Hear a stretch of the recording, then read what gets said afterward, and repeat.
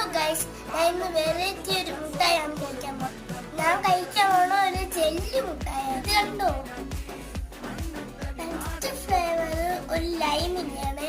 അത് നമുക്കൊന്ന് കഴിച്ച ടേസ്റ്റ്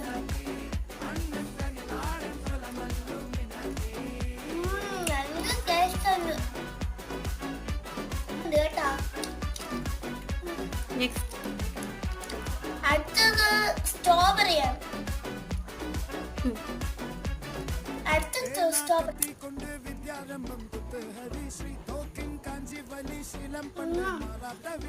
സൂപ്പർ ആയിട്ടുണ്ട്. അടുത്ത ഓറഞ്ചാണ്.